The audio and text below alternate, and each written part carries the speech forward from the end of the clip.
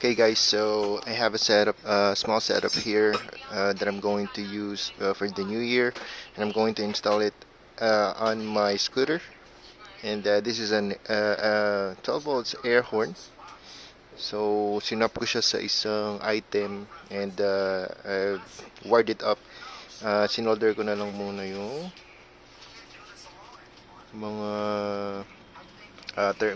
wala kasi akong connector para sa terminal. So naglagay rin ako ng relay. So each relay has a capacity of 20A. So 20 amperes yan. Tapos yung battery ko 40A. Okay. Okay, so this is my battery. This is what I'm going to use. Bali dalawa siya.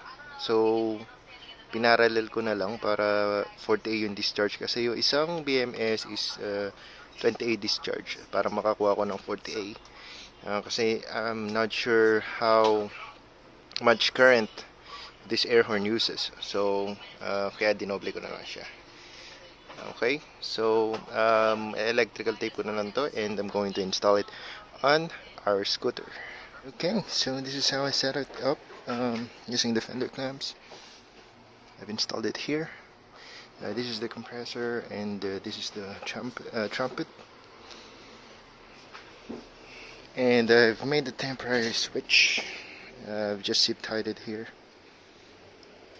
And yeah, so this is the battery. This goes to the battery. I'm going to just I think I'm going to borrow my bike's bag over there and install it here. And we're going to do some test ride and see how it goes.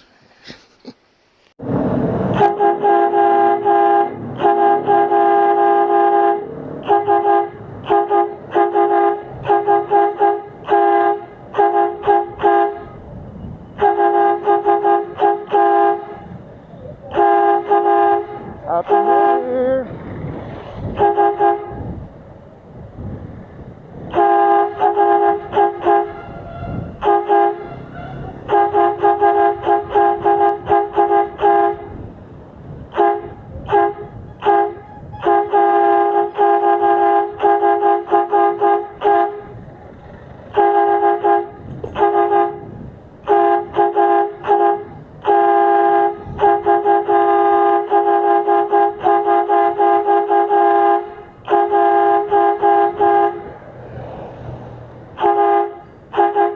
Happy New Year!